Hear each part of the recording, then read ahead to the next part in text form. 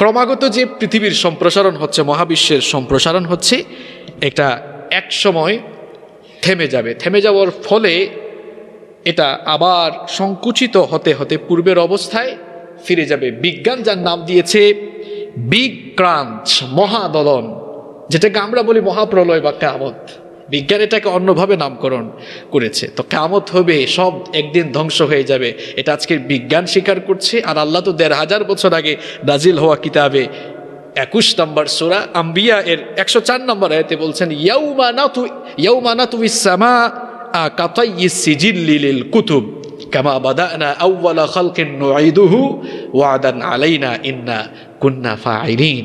আল্লাহ তাআলা বলছেন, সেদিন আমি আসমানকে কিতাবের পৃষ্ঠার ন্যায়, বইয়ের পৃষ্ঠার মতো গুটিয়ে ফেলবো। সৃষ্টির শুরুতে যেমন ছিল আমি পুনরায় তার আবার পুনরাবৃত্তি ঘটাবো। আজকে কিয়ামত যে হবে, পৃথিবী যে ধ্বংস হবে, এটা বিজ্ঞানও প্রমাণ দিচ্ছে। এরপরেও পৃথিবীতে কিছু সংশয়বাদী মানুষেরা এখনও আছে যারা কিয়ামতের সত্যতা স্বীকার করতে চায় না। এজন্য আমার ভাষায় নয়, আল্লাহর ভাষায় এরা হচ্ছে উলাইকা কাল আনআম, এরা চতুষ্পদ জানোয়ার, বালহুম আদাল, এরা তার চাইতেও আরো নিকৃষ্ট। আল্লাহ তাআলা বলছেন, যাদেরকে বোধ শক্তি, চিন্তা শক্তি, শ্রবণ শক্তি, দর্শন শক্তি দেওয়ার পরেও যারা এই নিদর্শনগুলো দেখে বাস্তবতা যারা স্বীকার করে না, এরা চতুষ্পদ জানোয়ারের চেয়ে আরো নিকৃষ্ট। এটা আমার কথা নাকি বলেছেন কে? সম্মানিত সুধীমণ্ডলী, এভাবেই বিজ্ঞানের নতুন নতুন ধ্যান ধারণা কোরআনের কাছে পরিত্যক্ত ধারণা হিসেবে প্রমাণিত হচ্ছে। মনে রাখবেন, কোরআন আগে, বিজ্ঞান পড়ে। কোরআন আগে, বিজ্ঞান পড়ে। বিজ্ঞানের সমস্ত ধ্যান ধারণা, থিওরি কোরআনের কাছে অত্যন্ত পরিত্যক্ত হিসাবে প্রমাণিত হয়েছে। এই যে আমাদের মাথার উপরে আসমান রয়েছে, এই মহাশূন্যের প্রত্যেকটি সৃষ্টি নিয়ে বিজ্ঞান গবেষণা করে করে যে তথ্যগুলো পৃথিবীর মানুষের সামনে তুলে ধরেছে, এর মাধ্যমে আল্লাহর কোরআনের বিস্ময়কারিতা দিন দিন মানুষের সামনে প্রকাশিত হয়েছে। সম্মানিত সুধীমণ্ডলী, এই যে আমাদের মাথার উপরে আসমান রয়েছে, আল্লাহ তাআলা এটিকে কিভাবে স্থাপন করলেন? সূরা রাদ, এটি কোরআনের ১৩ নম্বর সূরা, এর ২ নম্বর আয়াতে আল্লাহ তাআলা বলছেন, আল্লাহুল্লাযী রাফা'আস সামাওয়াতি বিগাইরি আমাদিন তারাউনাহা সুম্মা ইসতাওয়া আলাল আরশ। আল্লাহ তাআলা বলছেন, আল্লাহ তাআলা হচ্ছেন তিনি, আল্লাহ তার নিজের পরিচয় দিচ্ছেন। আল্লাযী রাফা'আস সামাওয়াতি বিগাইরি আমাদিন তারাউনাহা, যিনি দৃশ্যমান কোনো স্তম্ভ, দৃশ্যমান কোনো পিলার ছাড়া শূন্যের উপরে এই আসমানকে ঝুলিয়ে রেখেছেন। আমরা যে হোটেলে এখন প্রোগ্রামটি করছি, এখানে এই হোটেলটি স্থাপন করতে কত পিলারের দরকার হয়েছে এটা গণনা করতে অনেক সময় লাগবে। কিন্তু আল্লাহ তাআলা বিশাল এই পৃথিবী স্থাপন করেছেন। কোনো দৃশ্যমান খুঁটি কি আপনারা দেখেছেন? দেখেন নাই। শূন্যের উপরে আল্লাহ তাআলা এই আসমানকে ঝুলিয়ে রেখেছেন। তার মানে কি এই যে কোনো পিলার ছাড়াই আসমান ঝুলে আছে? কি মনে হয় আপনাদের? নো, অবশ্যই আছে, অবশ্যই আছে। যদি পিলার না থাকতো আল্লাহ আয়াত নাজিল করতেন এইভাবে যে তিনি পিলার ছাড়া আসমান স্থাপন করেছেন। পিলার আছে, আল্লাহ তাআলা বলছেন দৃশ্যমান স্তম্ভ ছাড়া এটিকে স্থাপন করা হয়েছে। তার মানে অদৃশ্য খুঁটি আছে। আপনাকে কোরআন নাজিল হওয়ার ভাষা বুঝতে হবে। যদি কোনো খুঁটি না থাকতো, আল্লাহ বলতেন খুঁটি ছাড়া আসমান নাজিল হয়েছে। আয়াত এভাবে নাজিল হয় নাই। আল্লাহ বলছেন বিগাইরি আমাদিন তারাউনাহা, আল্লাহ বলছেন দৃশ্যমান কোন স্তম্ভ যা তোমরা দেখো না, অদৃশ্য এরকম অনেক খুঁটি দিয়ে আসমান স্থাপন করা হয়েছে। প্রশ্ন হতে পারে সেই অদৃশ্য খুঁটি কি? আল্লাহর কিতাব ১৫০০ বছর আগে নাজিল হওয়া এই আয়াতকে কেউ মিথ্যা হিসেবে প্রমাণ করতে পারবে না। আজকের বিজ্ঞান বলছে এই যে মহাশূন্যের প্রত্যেকটি সৃষ্টি এত সুন্দর করে ভারসাম্যপূর্ণভাবে সুন্দরভাবে স্থির হয়ে আছে কিভাবে? এর কারণ হলো এর পেছনে গ্র্যাভিটেশনাল পাওয়ার, মাধ্যাকর্ষণ শক্তি রয়েছে। এই মাধ্যাকর্ষণ শক্তিটাই হচ্ছে অদৃশ্য খুঁটি, যার মাধ্যমে সবকিছু স্থিতিশীল হয়ে আছে। আল্লাহু আকবার। আল্লাহ তাআলা মাথার উপরে, এই দুনিয়ার উপরে, জমিনের উপরে আসমানকে এমনি এমনি স্থাপন করেন নাই। ডাক্তার ওমর ফারুক সাহেব কিছুক্ষণ আগে একটা আয়াত পড়েছিলেন, হয়তো আপনাদের অনেকের খেয়াল আছে, যে রব্বানা মা খালাকতা হাযা বাতিলা। রব, আপনি তো কোনো কিছুকেই অনর্থক সৃষ্টি করেন নাই, কোনো কিছুই অনর্থক নয়। মাথার উপরে আসমান, এটা কি এমনি এমনি স্থাপন করা হয়েছে? নিঃসন্দেহে না। আমরা আমাদের বাসা বাড়িতে ছাদ দেই কেন? এর উত্তর খুঁজলেই আপনি এর সমাধান খুঁজে পাবেন। আমরা আমাদের বাসা বাড়িতে বিল্ডিংয়ের উপরে ছাদ এজন্যই দেই যেন আমাদের সেই বাড়িটি, আমাদের ঘরটি বসবাসের যোগ্য হয়। কারণ আমাদের বিল্ডিংয়ের উপরে, আমাদের বাড়ির উপরে ছাদ না থাকলে, যে বর্ষাকাল এসেছে, অনবরত বৃষ্টি হয়, বলেন আপনি ঘরের মধ্যে আরামে ঘুমানো তো দূরের কথা, একটু শান্তি মতো বসতে পারতেন? বৃষ্টি আপনাকে ভিজিয়ে দিত। যখন গ্রীষ্মকাল আসে, প্রচণ্ড তাপে আপনার অবস্থা একেবারে খারাপ হয়ে যেত। আবার ঝড় তুফানের দিন যখন আসে, আপনার একটা বিল্ডিং আছে, দেয়াল আছে, টাইলস আছে, সুন্দর করে বানিয়েছেন, ছাদ নাই, তাহলে কি হবে? গাছপালার ডাল ভেঙে এসে উপরে পড়ে যাবে। ছাদ দিলেন কেন? বিল্ডিংয়ে ছাদ দিলেন কেন? যেন এই বিল্ডিংটি বসবাসের জন্য সুরক্ষিত হয়। আল্লাহ তাআলা পৃথিবীর উপরে, জমিনের উপরে আসমানকে এমনি এমনি স্থাপন করেন নাই। গেল শতাব্দীতে বিজ্ঞান এটা নিয়ে মাথা ঘামালো, গবেষণা শুরু করলো। গবেষণা করে তারা দেখলো এমনি এমনি সৃষ্টি করা হয় না। ওই যে আল্লাহর কোরআনের ওই আয়াত, রব্বানা মা খালাকতা হাযা বাতিলা। বিজ্ঞান গবেষণা করে দেখলো যে এটিকে আল্লাহ তাআলা জমিনের জন্য এক প্রকার প্রোটেকশন হিসাবে আসমান বানিয়েছেন। কিরকম প্রোটেকশন? কারণ মহাশূন্যে এমন সাংঘাতিক এবং মারাত্মক উল্কা রয়েছে, এগুলো যদি জমিনে একবার পতিত হয়ে যেত, জমিনে পড়ে যেত, মানুষ তো থাকতোই না, পৃথিবীর কোনো কিছুই থাকতো না, সব জ্বলে পুড়ে ভস্মীভূত হয়ে যেত। তাহলে মহাশূন্য থেকে যেন উল্কা জমিনে না আসে, এজন্য প্রতিরোধক একটা ব্যবস্থা দরকার। এজন্য আল্লাহ তাআলা কি করলেন? আল্লাহ তাআলা কেমন সুরক্ষিত ছাদ? বিজ্ঞানী সেটা বলছে যে বায়ুমণ্ডলে বিভিন্ন স্তর রয়েছে। এই বিভিন্ন স্তরগুলো মহাশূন্য থেকে যে উল্কাগুলো পৃথিবীর দিকে ধেয়ে আসতে চায় সেগুলোকে বাধা দেয়, এগুলোকে আর জমিনে আসতে দেয় না। যদি জমিনে পড়ে যেত ওই উল্কাগুলো, তাহলে সব কিছু ধ্বংস হয়ে যেত। এজন্য আল্লাহ তাআলা পৃথিবীকে বাসযোগ্য করার জন্য, এই পৃথিবীবাসীর সুরক্ষার জন্য আল্লাহ তাআলা আসমানকে সুরক্ষার ছাদ বানালেন। আর আয়াতের শেষেও আল্লাহ বলে দিলেন, ওহুম আন আয়াতিহা মুরিদুন, এগুলো দেখার পরেও তারা মুখ ফিরিয়ে নেয়। আল্লাহ তাআলা আয়াতের শেষে বলছেন এগুলো দেখার পরেও তারা মুখ ফিরিয়ে নেয়। এই যে বিজ্ঞানের এই আয়াতগুলো আসলো কোরআনে, আল্লাহ তাআলা আমাদেরকে বিজ্ঞান শেখাবার জন্য এই আয়াতগুলো দেন নাই। আল্লাহ তাআলা এই আয়াতগুলো দিয়েছেন আজকের এই বিজ্ঞানের যুগে আমরা যেন কোরআনের বিস্ময়কারিতা দেখে মাথা নত করে রবের সামনে স্যালেন্ডার হয়ে যাই। এজন্য আল্লাহ বলছেন এগুলো দেখার পরেও তারা মুখ ফিরিয়ে নেয়। সম্মানিত সুধীমণ্ডলী, এই মহাশূন্যে কত সৃষ্টি রয়েছে। এখানে রয়েছে সূর্য। এই সূর্য পৃথিবীকে আলোকিত করছে। সূর্য হচ্ছে এই পৃথিবীকে আলোকিত করার জন্য একটি লাইট, সানলাইট। সূর্যের আলো পৃথিবীকে কি করছে? আলোকিত করছে। এই কনফারেন্স রুমে, এই সেমিনার রুমে অনেকগুলো লাইট জ্বলছে। লক্ষ্য করে দেখুন, এই লাইটগুলো কিন্তু খুব একটা বড় না, খুব ছোট। যে লাইট পৃথিবীকে আলোকিত করে, ওই লাইটের সাইজ কি আপনি জানেন? এই লাইটগুলো খুব একটা বড় নয়, আমরা হাত দিয়ে এই লাইটগুলো ধরতে পারবো।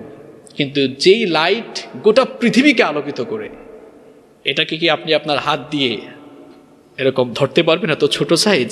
যদিও বা কেউ কেউ কক্সবাজারে গিয়ে দেখা যায় যে সূর্যাস্তের আগে হাত এরকম দিয়ে ছবি তোলে, আছে না? মানে ছবিটা দেখলে মনে হয় যেন তার হাতের মধ্যে সূর্যকে নিয়ে নিয়েছে। তো আপনি যে ছবি তোলার সময় এরকম সূর্যকে হাতে নিয়ে ফেলছেন, একটা ভাব ধরলেন, আসলে কি ধরা যাবে? নো। এই সূর্যটা কত বড়? বিজ্ঞানীরা বলছেন সূর্য হচ্ছে পৃথিবীর চাইতে 13 লক্ষ গুণ বড়। পৃথিবীর থেকে সূর্যের ডিস্টেন্সটা কত? বিজ্ঞান বলছে যে পৃথিবী থেকে সূর্যের দূরত্ব হচ্ছে 9,30,00,000 মাইল, অর্থাৎ প্রায় 15 লক্ষ বর্গ কিলোমিটার। এত দূরে সূর্য, এত দূর থেকে সূর্য আলো দিচ্ছে। সূর্যের আলো পৃথিবীতে আসতে সময় লাগে 8 মিনিট 10 সেকেন্ড। আর ওই সূর্যের সাইজটা কত? 13 লক্ষ গুণ বড় পৃথিবীর চাইতে। পৃথিবীটা কত বড়! কত মানুষ আছে চট্টগ্রামে বাড়ি, আজ পর্যন্ত ঢাকাই যায় নাই, এখন তাকে আপনি পৃথিবীর সাইজ কেমনে বুঝাবেন? কত মানুষ আছে এরা বাংলাদেশ থেকে অন্য দেশের বাইরে কোনোদিনও যায় নাই, পৃথিবীর সাইজ আপনি তাকে কিভাবে বুঝাবেন? যে দেশে আপনি আমি বাস করছি, এই দেশের আয়তন কত? হায় হায়, আপনারা পড়াশোনা করেন না? নো, পৃথিবীর আমাদের দেশের আয়তন আগে ছিল 1,47,570, এটা আপডেট হয়ে গিয়েছে। সমুদ্র সীমা বিজয়ের পরে, ভারত এবং মিয়ানমার থেকে সমুদ্র সীমা বিজয়ের পরে এবং প্রায় 50টি দ্বীপ নতুন করে চর হওয়ার পরে এটি বেড়ে গিয়েছে। বেড়ে বর্তমানে বাংলাদেশের আয়তন হচ্ছে 2,47,677 বর্গ কিলোমিটার। খুব বড় মনে হয় আমাদের এই দেশটা, তাই না? না, খুব ছোট এই দেশ আমাদের পার্শ্ববর্তী দেশ ইন্ডিয়া, এটি আয়তনের দিক থেকে বাংলাদেশের চেয়ে 30-35 গুণ বড়। ইউনাইটেড স্টেট অফ আমেরিকা বাংলাদেশের চেয়ে প্রায় 90 গুণ থেকে 100 গুণ বড় হবে। কানাডাও তেমন। আবার আয়তনের দিক থেকে সবচেয়ে বড় দেশের নাম হচ্ছে রাশিয়া, বাংলাদেশের মতো 160টা বাংলাদেশের সমান হবে। এরকম পৃথিবীতে প্রায় খুব সম্ভবত 250টির চেয়ে বেশি কান্ট্রি আছে, দেশ আছে। এই 250টির চেয়ে বেশি রাষ্ট্র মিলে হচ্ছে পৃথিবীর স্থলভাগ। পৃথিবীর 4 ভাগের 1 ভাগ হচ্ছে স্থলভাগ, আর 3 ভাগই হচ্ছে পানি, জলভাগ। জলরাশি তো কত বিশাল, এটি আপনার চিন্তার জগৎকে নাড়া দিবে। আটলান্টিক মহাসাগরের আয়তন হচ্ছে 8,24,00,000 বর্গ কিলোমিটার। আবার প্রশান্ত মহাসাগরের আয়তন সেখানে হচ্ছে 16,57,60,000 বর্গ কিলোমিটার। এরকম 7টি মহাসাগর রয়েছে।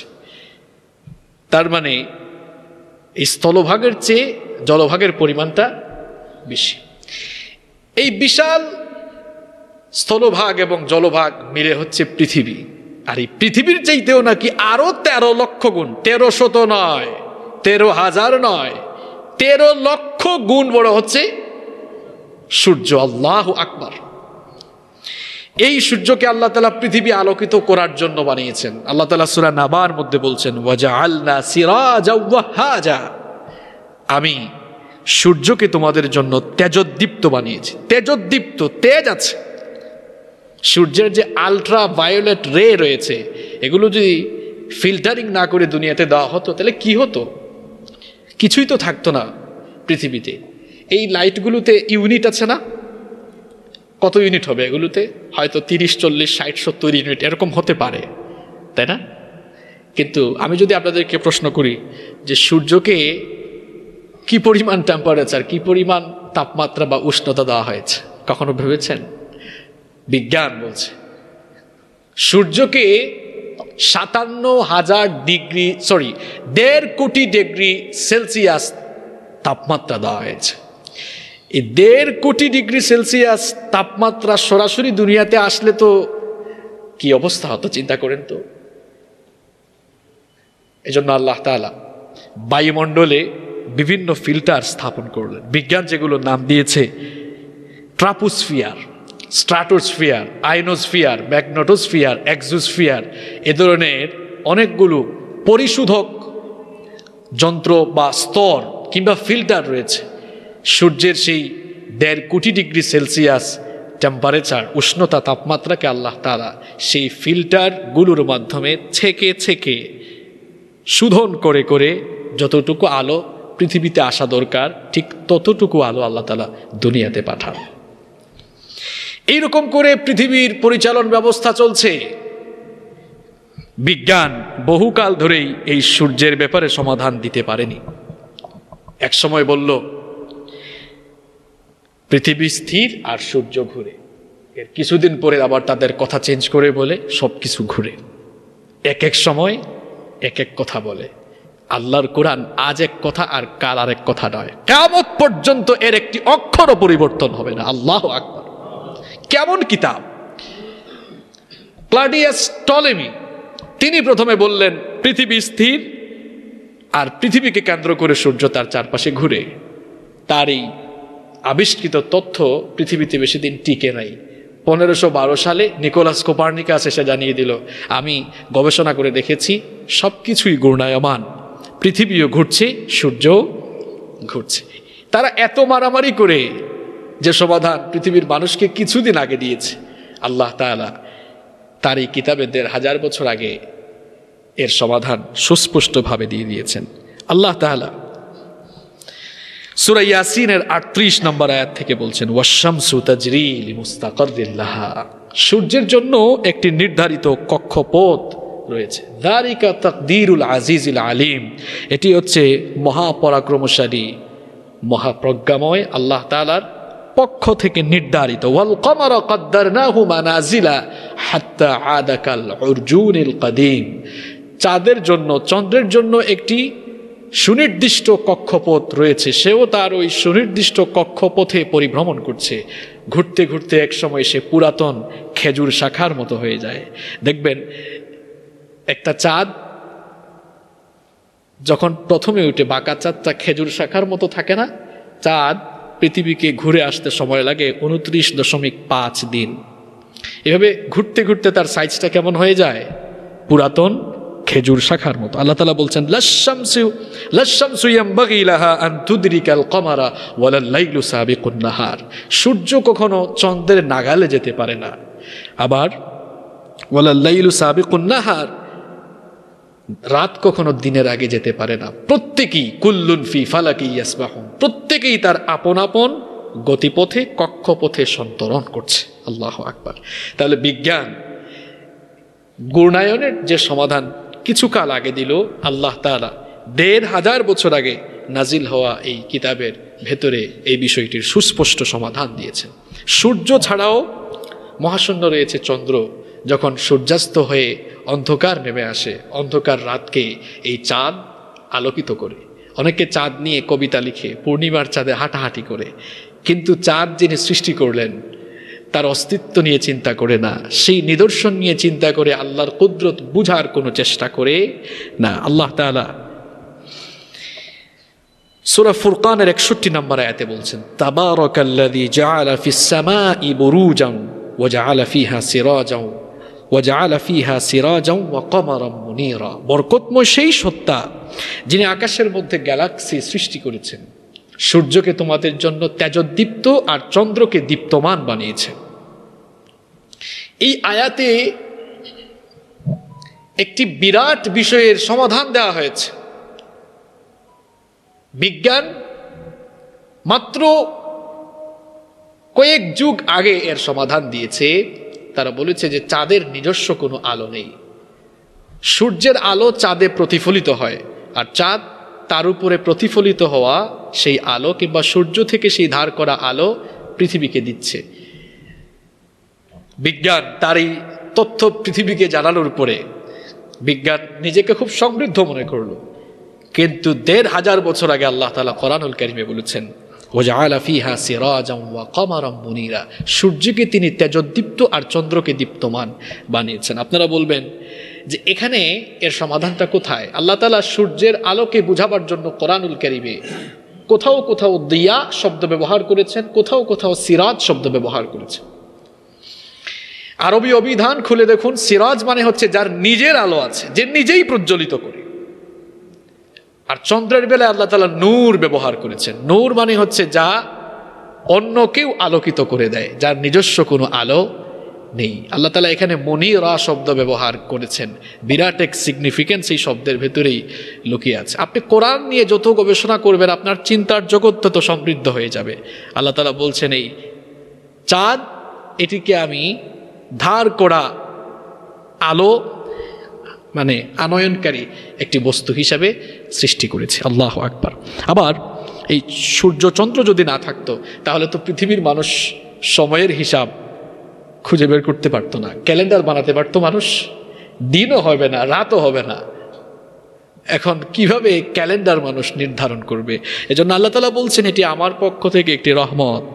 সূরা ইউনূসের 5 নম্বর আয়াতে বলছেন, হুয়াল্লাযী জাআলা আশ-শামসা দিয়াআন ওয়াল কমারা নূরা, আল্লাহ তাআলা বলছেন তিনি হচ্ছেন সেই সত্তা যিনি সূর্যকে তেজোদ্দীপ্ত আর চন্দ্রকে দীপ্তমান বানিয়েছেন, ওয়া কদ্দারাহু মানাজিল, আর তিনি সেগুলোর জন্য কক্ষপথ ঠিক করে দিয়েছেন। হোয়াই, হোয়াটস দ্য রিজন, কেন, কারণটা কি? লিতাআলামু আদাদাস সিনিনা ওয়াল হিসাব, যেন তোমরা সময় আর বছরের গণনা করতে পারো, জেনে নিতে পারো। সম্মানিত সুধীমণ্ডলী, এই চাঁদের মধ্যে আবার ফাটলও রয়েছে। এটা এই তো পৃথিবীর মানুষ সচক্ষে দেখলো কখন? 1969 সালে। সময়টা খুব বেশি দূরে না, এই তো কয়েক বছর আগে, 2021 আর 1969, খুব বেশি দূর না। কত বছর হয়? 52 বছর, তাই না? 52 বছরই তো হয়। 52 বছর আগে পৃথিবীর মানুষ চোখে এটা দেখেছে। আপনারা জানেন যে 1997 সাল থেকে মহাকাশ অভিযান শুরু হয়, আর তারই ধারাবাহিকতায় 1969 সালের 21শে জুলাই অ্যাপোলো 11 নভোযানে করে নীল আর্মস্ট্রং, মাইকেল কলিন্স এবং এডউইন অলড্রিন, এই তিনজন চাঁদে অবতরণ করেছিল। এবং তারা ফিরে আসার পর জানিয়েছিল যে চাঁদের মধ্যে তারা ফাটল দেখতে পেয়েছে। পৃথিবীর মানুষ যা কিছুদিন আগে সচক্ষে দেখেছে, আল্লাহর কোরআনে এই তথ্যটিও আল্লাহ তাআলা ১৫০০ বছর আগে সুস্পষ্ট করে বলে দিয়েছেন। সূরাতুল কমারের শুরুতে আল্লাহ তাআলা বলছেন, ইকতারাবাতিস সাআতু ওয়ানশাক্কাল কমার। আল্লাহ তাআলা বলছেন কিয়ামতের সময় নিকটে চলে এসেছে আর চন্দ্র দ্বিখণ্ডিত হয়ে গিয়েছে। এই চাঁদ দ্বিখণ্ডিতকরণের একটি ঘটনা রয়েছে। নবী করিম সাল্লাল্লাহু আলাইহি ওয়াসাল্লাম যখন আল্লাহর দ্বীনের দাওয়াত দিচ্ছেন, কাফের মুশরিকরা এসে নবী করিম সাল্লাল্লাহু আলাইহি ওয়াসাল্লামকে বলল, তোমাকে তো আমরা নবী হিসাবে বিশ্বাসই করি না, তবে হ্যাঁ, তুমি যদি আকাশের চাঁদকে 2 ভাগ করে দেখাতে পারো তাহলে আমরা বুঝবো যে তোমার মধ্যে নবী হওয়ার কোয়ালিটি আছে, তোমার মধ্যে নবী হওয়ার মতো যোগ্যতা আছে। যদি এটি দেখাতে পারো তাহলে ঈমান আনবো। নবী করিম সাল্লাল্লাহু আলাইহি ওয়াসাল্লাম চিন্তায় পড়ে গেলেন। আল্লাহ তাআলা নবীজিকে জানিয়ে দিলেন, দুশ্চিন্তার কোনো কারণ নেই, আপনি আপনার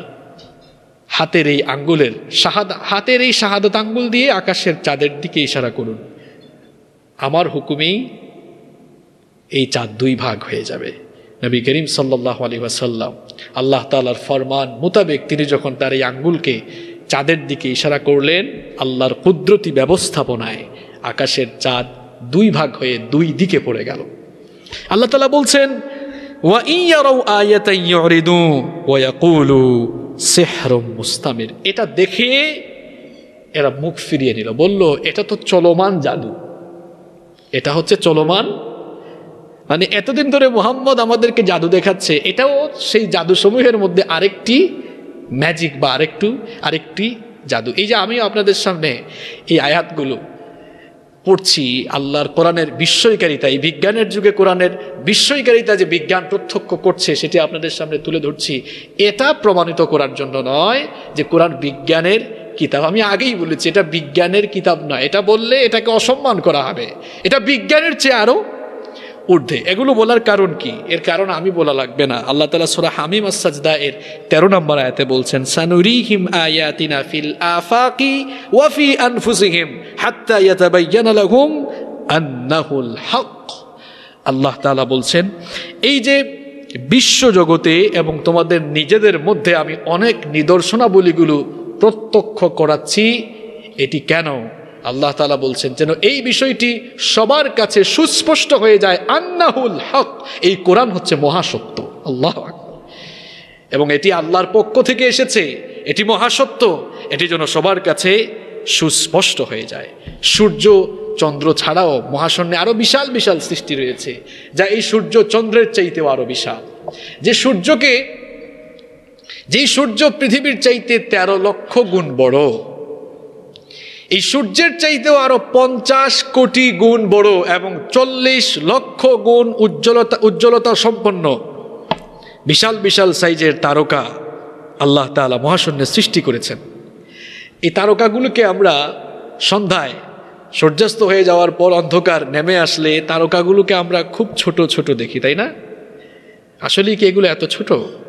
এমনও তো বহু তারকা আছে যার আলো এখনো পৃথিবী দেখে নাই, এমন বহু তারকা আল্লাহ তাআলা মহাশূন্যে সৃষ্টি করে রেখেছেন। যে সূর্য পৃথিবীর চেয়ে 13 লক্ষ গুণ বড়, ওই সূর্যের চাইতে আরো 50 কোটি গুণ বড় সাইজের তারকা রয়েছে, যে তারকাগুলো এইরকম সূর্য যা পৃথিবীর চেয়ে 13 লক্ষ গুণ বড়, এইরকম 50 কোটি সূর্যকে গিলে ফেলবে এমন বিশাল বিশাল তারকা আল্লাহ মহাশূন্যে সৃষ্টি করে রেখেছে। এরকম বিশাল বিশাল সাইজের তারকা গ্যালাক্সির ভেতরে রয়েছে। এই তারকাগুলোর চাইতে আরো দানবীয় সৃষ্টি আল্লাহ তাআলার মহাশূন্যে রয়েছে। এই তারকাগুলো ঘুরতে ঘুরতে এরা যখন ব্ল্যাক হোলের রেঞ্জের ভেতরে চলে আসে, বাচ্চারা চকলেট যেমন চুষে খায়, ঠিক তেমনি ভাবে এই বিশাল বিশাল সাইজের তারকাগুলো ব্ল্যাক হোলের রেঞ্জে পড়ে গেলে নিমিষেই ব্ল্যাক হোল ওই তারকাগুলোকে নিঃশেষ করে ফেলে।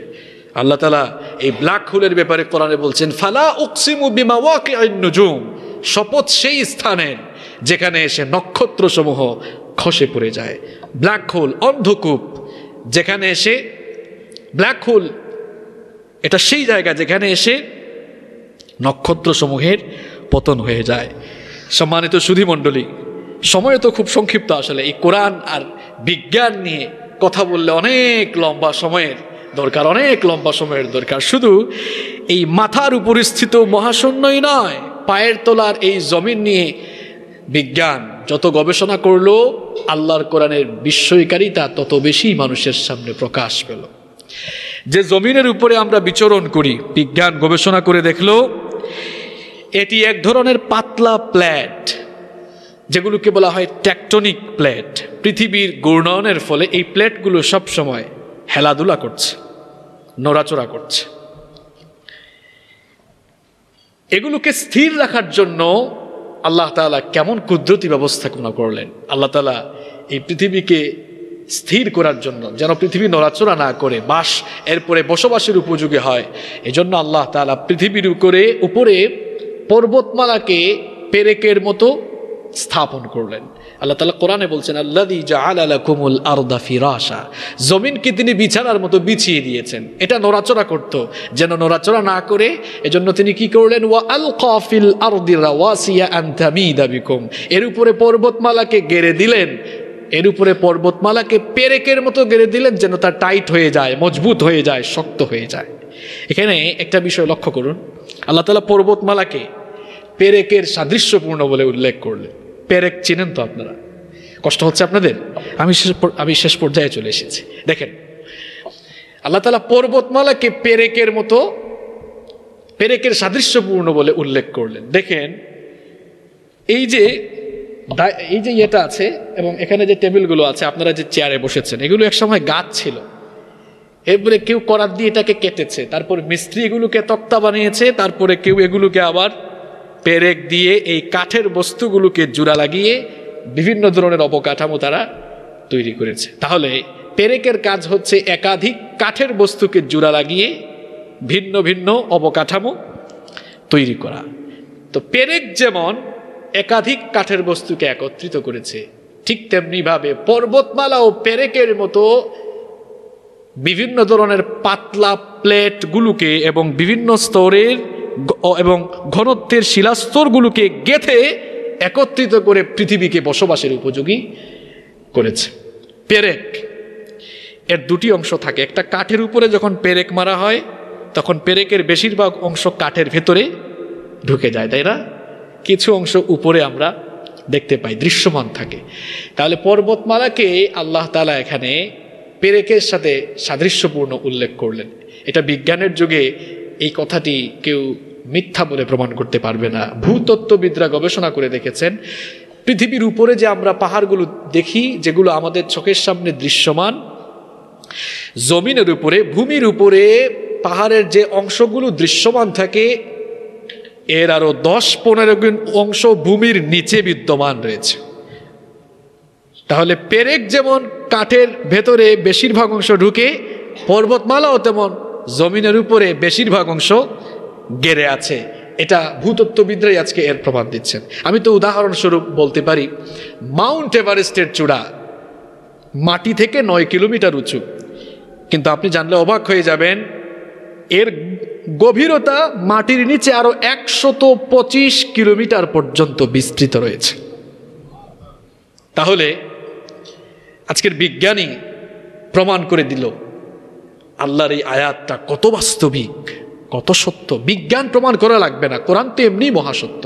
কিন্তু এই বিজ্ঞানের যুগে কোরআনের বিস্ময়কারিতা মানুষ দেখলো, কারণ এটা ১৫০০ বছর আগে, তখন তো কোনো ল্যাবরেটরি ছিল না, তখন গবেষণা করার মতো কিছু ছিল না। এই মহাসত্যকে মানুষ যেন অনুধাবন করে, এই মহাসত্য যিনি নাজিল করেছেন তার সামনে যেন মানুষ মাথা নত করে দেয়, এর ব্যবস্থাপনা আল্লাহ করে দিয়েছেন। আল্লাহু আকবার। সম্মানিত সুধী মণ্ডলী, এরপরে এই জমিন থেকেই তো আমরা যা খাই সব কিন্তু জমিন থেকে উৎপাদিত হয়। মানুষ যত খাবার দাবার গ্রহণ করে সব এই জমিন থেকে হয়, মাটি থেকে হয়। এই জমিন থেকে যে খাবার দাবারগুলো উৎপন্ন হচ্ছে এগুলো তো দুনিয়ার কোনো মানুষ করে না, এই ব্যবস্থাপনাও যিনি করেন তিনি হচ্ছেন আল্লাহ। আর জমিন থেকে ফসল উৎপন্ন হওয়ার জন্য জমিনটাকে আগে ফসল উৎপাদনের উপযোগী বানাতে হবে। আল্লাহ তাআলা বলছেন ওয়া আয়াতুল লাহুমুল আরদুল মাইতা, তোমাদের জন্য মরা জমিন একটি নিদর্শন। এই জমিনটা মরা ছিল, অনুর্বর ছিল, বসবাসের উপযোগী ছিল না। এই জমিনটাকে বসবাসের উপযোগী বানিয়েছেন আল্লাহ তাআলা। কিভাবে উপযোগী বানানো হলো? আল্লাহ তাআলা বলছেন ওয়াল্লাহু আনজালা মিনাস সামাই মাআন ফাআহইয়া বিহিল আরদা বা'দা মাউতিহা। আল্লাহ তাআলা বলছেন যে তিনি আসমান থেকে বারিধারা বৃষ্টি নাজিল করে এই মরা জমিনকে উর্বর করেছেন, জিন্দা বানিয়েছেন, বসবাসের এই জমিনটাকে তিনি ফসল উৎপাদনের উপযোগী বানিয়েছেন। কিভাবে? আসমান থেকে বারিধারা নাজিল হলো।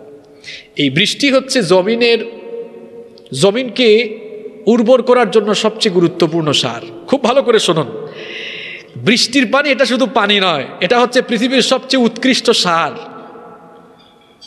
বৃষ্টির পানি হচ্ছে পৃথিবীর সবচাইতে উৎকৃষ্ট সার। এটা আমার ব্যক্তিগত বানানো কোনো কথা নয়। দেখেন, বৃষ্টি সৃষ্টির 3টি প্রক্রিয়া রয়েছে। যে বৃষ্টি আসমান থেকে ফোটায় ফোটায় নাজিল হয়, দেখবেন বৃষ্টি পড়লে মানুষ বৃষ্টিতে গিয়ে ভিজে, বারান্দায় যায়, বেলকুনিতে যায়, ছাদে যায়। ওই যে রব্বানা মা খলাকতা হাদা বাতিলা, কি চমৎকার আয়াত! কোনো কিছু অনর্থক সৃষ্টি করা হয়নি। এটা নিয়ে চিন্তা করেন আপনি, এটা কি ফোটায় ফোটায় এমনি এমনি পড়ছে? ওখানে কি আলাদা কোনো টাঙ্কি আছে নাকি যে টাঙ্কি থেকে নাজিল হচ্ছে? না, এটা টাঙ্কি থেকে নাজিল হচ্ছে না। কিভাবে নাজিল হচ্ছে? বৃষ্টিটা সৃষ্টি হলো কিভাবে? এর সুন্দর একটি প্রক্রিয়াজাতকরণ ব্যবস্থা রয়েছে। বিজ্ঞানীরা বলছেন যে বৃষ্টি সৃষ্টির 3টি প্রক্রিয়া রয়েছে। এর প্রথম পর্যায়ে হচ্ছে বাতাস সমুদ্র মহাসমুদ্র থেকে বুদবুদ অর্থাৎ বাষ্পকণাগুলোকে উত্থিত করে উপরে নিয়ে যায়। দ্বিতীয় স্তর বা দ্বিতীয় পর্যায়ে সেই বাষ্পকণাগুলোকে মেঘপুঞ্জে সঞ্চালিত করা হয়, মেঘের টুকরায় পরিণত করা হয়। এরপরে তৃতীয় পর্যায়ে সেই মেঘের টুকরা থেকে জমিনে বারিধারা নাজিল করা হয়। এটি বিজ্ঞান কয়েক বছর আগে গবেষণা করে বলেছে। কিন্তু আপনি যদি কোরআন খুলেন, কোরআনুল কারীমের 30 নম্বর সূরাতুর রুমের 48 নম্বর আয়াতে বৃষ্টি সৃষ্টির এই বৈজ্ঞানিক পন্থা আল্লাহ তাআলা সুস্পষ্টভাবে সেখানে উল্লেখ করেছেন। আল্লাহুল্লাযী ইউরসিলুর রিয়াহা ফাতুথিরু সাহাবান ফায়াবসুতুহু ফিস সামাই কাইফা ইয়াশা ওয়া ইয়াজআলুহু কিসাফান ফাতারাল ওয়াদকা ইয়াখরুজু মিন খিলালিহি ফাইযা আসাবা বিহি মান ইয়াশাউ মিন ইবাদিহি ইযা হুম ইস্তাবশিরুন। আল্লাহ তাআলা বলছেন তিনি তো সেই সুমহান সত্তা। আল্লাহ হচ্ছেন তিনি যিনি বাতাসের মাধ্যমে বাষ্পকণাকে উত্থিত করে আকাশের মধ্যে মেঘমালা পুঞ্জীভূত করে সেখান থেকে তোমাদের উপরে বারিধারা নাজিল করেন। সুবহানাল্লাহ। বৃষ্টি সৃষ্টির এই বৈজ্ঞানিক প্রক্রিয়া এটিও কোরআনুল কারীমে বর্ণিত হয়েছে। এখন আমি যে কিছুক্ষণ আগে বলেছিলাম যে বৃষ্টি হচ্ছে দুনিয়ার সবচেয়ে উৎকৃষ্ট সার, এটা আজকের বিজ্ঞানও স্বীকার করছে। বর্তমান বিজ্ঞান বলছে যে বৃষ্টির পানির মাধ্যমে জমি তার উর্বরা শক্তি পায়, এই বৃষ্টির মধ্যে 3টি জিনিস রয়েছে: ক্যালসিয়াম, ফসফরাস, ম্যাগনেসিয়াম এবং পটাশিয়াম। এই সবগুলো উপাদান কিন্তু সমুদ্রের পানিতে রয়েছে, সেখান থেকে তো বাষ্পের কণা উঠানো হয়েছে। এই উপাদানগুলো বৃষ্টির পানিতে থাকায় বৃষ্টি যখন নাজিল হয়, বৃষ্টির পানির সাথে সারের উপাদানগুলো জমিনে পতিত হয়ে যায়। এজন্য বিজ্ঞানীরা বলছেন প্রত্যেক বছর বৃষ্টির মাধ্যমে দুনিয়াতে 150 মিলিয়ন টন, আবারও বলছি 150 মিলিয়ন টন সারের উপাদান নাজিল হয়। কোরআনুল কারীমে উল্লেখিত বৃষ্টি উর্বরা শক্তির এই বিষয়টি বিজ্ঞান সাম্প্রতিক সময়ে জেনেছে, আর আল্লাহর কোরআনে আল্লাহ তাআলা আরো ১৫০০ বছর আগে সেটি সুস্পষ্টভাবে বলে দিয়েছেন। এই বৃষ্টির পানিগুলোই কিন্তু নদ নদী, খাল বিল এবং সমুদ্রে জমা করা হয়। আল্লাহ তাআলা বলছেন ওয়া আনজালনা মিনাস সামাই মাআম বিকদারিন ফাআসকান্নাহু ফিল আরদ। আল্লাহ তাআলা বলছেন তিনি আসমান থেকে বারিধারা নাজিল করে জমিনে সেগুলোকে জমা করে রাখেন। এই যে নদ নদী, খাল বিল, পুকুর, এগুলোতে যে পানি রয়েছে, এগুলো তো দুনিয়ার কোনো মানুষ সংরক্ষণের ব্যবস্থা করেনি। কেউ যদি এই কথা বলেন নির্বুধের মতো যে আমার এইসব জমা করা পানি লাগবে না, আমি মাটির নিচ থেকে পানি উঠাবো, আল্লাহ তাআলা সব বলে দিয়েছেন কোরআনে। আল্লাহ তাআলা বলছেন মাটির নিচেও ভূগর্ভের অতল তলায় যে পানি সঞ্চারিত হয় সেটিকেও আমি করে থাকি, আমার কুদরতি ব্যবস্থাপনায় সেটি হয়ে থাকে। আবার খাল বিল আর নদ নদী সব কিছুর পানি যদি শুকিয়ে যায় সেখানেও আবার পানির ব্যবস্থা যিনি করতে পারেন তিনি হচ্ছেন আল্লাহ। এই পানি আমাদের জন্য খুব গুরুত্বপূর্ণ একটি বিষয়। পানি জীবন ধারণের জন্য সবচেয়ে গুরুত্বপূর্ণ। বলা হয় পানির অপর নাম জীবন, আবার পানির অপর নাম মরণ। পানির অপর নাম মরণ কেমনে? এই পানিতে ডুবেই কিন্তু পৃথিবীর এক বিখ্যাত স্বৈরাচারের, এই পৃথিবীর এক কুখ্যাত স্বৈরাচারের পতন হয়েছিল। তার নাম কি? ফেরাউন। তাহলে পানি যেমন জীবন বাঁচাতে পারে, এই পানির স্রষ্টা আল্লাহর হুকুম মেনে পানি চাইলে মৃত্যুর দিকেও ঠেলে দিতে পারে। সকালবেলা ঘুম থেকে উঠে দেখলেন ওয়াশরুমে পানি নাই, ২-৩ দিন মানুষের বাসায় পানি না থাকলে দেখছেন মন মেজাজ কেমন হয়ে যায়। এই পানির অপর নাম জীবন। এই পানিগুলো যে ওয়াসার মাধ্যমে বাসায় আসতেছে, আর ওয়াসাও যে এগুলোকে কালেকশন করছে, কিংবা বাসায় যে আপনি ডিপ স্থাপন করলেন, ভূগর্ভের অতলতলা থেকে পানি উত্তোলন করছেন, এই পানিগুলো বৃষ্টির পানি এটি জমিনে পড়েছে, এরপরে সেগুলো বিভিন্নভাবে বিভিন্ন কায়দা কানুনে এগুলোকে সংরক্ষণ করা হয়েছে। এবার আপনি চিন্তা করুন, বৃষ্টি সৃষ্টির প্রথম প্রক্রিয়া ছিল সমুদ্র, মহাসমুদ্র থেকে বাষ্পকণা উত্থিত আল্লাহ করেন। তাহলে সমুদ্রের পানি লোনা না মিঠা? লোনা পানি। আল্লাহ তাআলা এবার আপনাকে প্রশ্ন করছেন, আফারাআইতুমুল মা আল্লাযী তাশরাবুন, বান্দারে তুমি কি চিন্তা করেছো তুমি যে পানি পান করো এটার ব্যাপারে তুমি চিন্তা করেছো? আনতুম আনজালতুমুহু মিনাল মুজনি আম নাহনুল মুনজিলুন, এটাকে আকাশ থেকে তুমি নামাও না আমি নামিয়ে দিই? আল্লাহু আকবার। এরপরে আল্লাহ প্রশ্ন করছেন, এটা তো প্রক্রিয়াজাত করার জন্য উঠানো হয়েছে লোনা, উঠাইলাম নোনা, দিলাম মিঠা, এটা তোমার হাত করলো না আমার হাত করলো? আল্লাহ তাআলা বলছেন লাউ নাশাউ জাআলনাহু উজাজান ফালাউলা তাশকুরুন, আমি তো চাইলে যা উঠিয়েছিলাম লোনা দেওয়ার সময় লোনাই দিতে পারতাম, লোনা না দিয়ে তোমাকে মিষ্টি দিয়েছি, কারণ লোনা পানি তুমি পান করতে পারবে না, আবার এই লোনা পানি তোমার ফসল উৎপাদনের জন্য উপযোগী নয়, এজন্য আমি দেওয়ার সময় লোনার বিপরীতে প্রক্রিয়াজাত করে সেটাকে মিঠা পানি বানিয়ে নাজিল করেছে। সুবহানাল্লাহ। সম্মানিত সুধী মণ্ডলী, সম্মানিত ভাইয়েরা, এরপরে দেখুন শুধুমাত্র এই মাথার উপরে স্থিত মহাশূন্য আর পায়ের তলায় যে জমিন আছে এগুলো নিয়ে, শুধুমাত্র এগুলোই এই সকল বিষয়াদির বৈজ্ঞানিক তথ্যের কাছে কোরআনের বিস্ময়কারিতা প্রকাশ হয় নাই, বরং আপনি যদি আপনার নিজের দিকে তাকান আল্লাহ তাআলাকে চিনতে পারবেন। আপনাদের মনে হয় কষ্ট হচ্ছে, তাই না? এটি আমার আজকের শেষ পয়েন্ট। আল্লাহ তাআলা বলছেন ওয়াফি আনফুসিকুম আফালা তুবসিরুন, নিজের দিকে কি তাকাও না? তুমি কি দেখো না? আল্লাহ তাআলা কোরআনের বিভিন্ন জায়গায় খুব সুন্দর সুন্দর প্রশ্ন করেছেন। আফালা তুবসিরুন, আফালা তাকিলুন, আফালা ইউমিনুন, তুমি কি দেখো না? তুমি কি বুঝো না? এরপরেও কি তুমি ঈমান আনবে না? আল্লাহ তাআলা সব বলেছেন, আর শেষে গিয়ে প্রশ্ন ছুড়ে দিয়েছেন। আল্লাহ তাআলা বলছেন নিজের দিকে তাকাও, নিজের সৃষ্টি নিয়ে চিন্তা করো। হাল আতা আলাল ইনসানি হিনুম মিনাদ দাহর লাম ইয়াকুন শাইআম মাযকুরা, সূরা দাহরের প্রথম আয়াত। আল্লাহ তাআলা বলছেন মানুষের জীবনে এমন এক সময় অতিবাহিত হয়েছে যখন সে উল্লেখ করার মতো কিছুই ছিল না। আপনি এখন 3.5 হাত বডির এক মানুষ, আপনার নাম আছে, গাড়ি আছে, বাড়ি আছে, ঠিকানা আছে। একটা সময় ছিল আপনার নামও ছিল না, ঠিকানাও ছিল না, পরিচয় দেওয়ার মতো কিছুই ছিল না। আল্লাহ তাআলা বলছেন অস্তিত্বহীন ছিলে তুমি। অস্তিত্বহীনতা থেকে কিভাবে তোমাকে পয়দা করা হলো। মানুষ সৃষ্টির এই প্রক্রিয়াটি, এত চমৎকার প্রক্রিয়াটি যেটি কোরআনে এসেছে, আজকের বিজ্ঞান, মেডিকেল সায়েন্স গবেষণা করে করে কোরআনের এই বিস্ময়কর তথ্যের কাছে তারা আজ মাথা নত করে দিতে বাধ্য হয়েছে। মানুষের সৃষ্টি হয় কেমনে? আমরা ছোটবেলায় শুনেছিলাম মানুষ মাটির সৃষ্টি। আমি এটা অনেক ওয়াজেও শুনতাম, বুঝতে পেরেছেন? আমি কিন্তু প্রথমে স্কুলে পড়েছি, এরপরে মাদ্রাসাতে, এরপরে বিশ্ববিদ্যালয়ে। তো বিভিন্ন জায়গায় শুনতাম যে মানুষ মাটির তৈরি, এটা তো কোরআনেও এসেছে। তা আমি আবার যে কোনো বিষয় শুনলে এটা নিয়ে খুব ঘাটাঘাটি করতাম। তা আমি বলতাম যে মানুষ মাটির তৈরি হইলে কই, কোনো কাদা মাটি তো এখানে নাই, কোনো বালুও তো নাই, তো মাটি কোথায়? এটা নিয়ে আমি চিন্তা করতাম যে মাটিটা কোথায়। এরপরে যেদিন থেকে কোরআন পড়া শুরু করলাম তখন দেখলাম যে বাবা আদম আলাইহিস সালামকে আল্লাহ একদম মাটি থেকে নিজের হাতে বানিয়েছেন, আদম থেকে হাওয়া বানিয়েছেন, আর আদম হাওয়া থেকে দুনিয়ার সব মানুষরা মাটির নির্যাস থেকে হয়েছে। আমরা মাটির নির্যাসের তৈরি। আজকের বিজ্ঞানও সেটা বলছে যে মানুষ মাটির নির্যাস থেকে সৃষ্টি হয়েছে। এটা মানুষ সৃষ্টির প্রথম প্রক্রিয়া। মানুষকে মাটির নির্যাস থেকে সৃষ্টি করা হয়েছে। এখন প্রশ্ন দাঁড়ায় যে মাটিও নাই, তাহলে মাটির নির্যাসটা কোন জায়গাতে রয়েছে? দেখুন, আমরা যত খাবার গ্রহণ করি সব মাটি থেকে হয়, সব মাটি থেকেই হয়।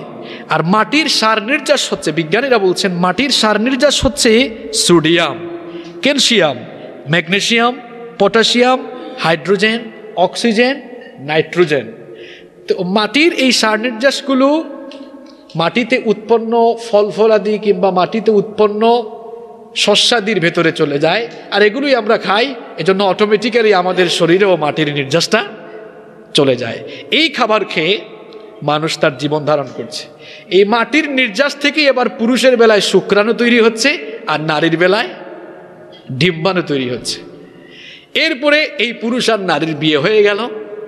এরা যখন কাছাকাছি আসলো, এই শুক্রাণু আর ডিম্বাণুর মিলনের ফলে এবার জাইগোট তৈরি হয়ে গেল। সেই জাইগোট নিষিক্ত হয়ে এবার জরায়ুর ভেতরে লটকে থাকলো, যেটাকে কোরআন বলছে আলাকা। আল্লাহ সূরা মুমিনুনে বলছেন, সূরা মুমিনুনের 12 নম্বর আয়াত থেকে বলছেন, আল্লাহ তাআলা বলছেন ওয়ালাকাদ খালাকনাল ইনসানা মিন সুলালাতিন মিন তিন। আমি মানুষকে মাটির নির্যাস থেকে সৃষ্টি করেছি। সুম্মা খালাকনান নুতফাতা আলাকা।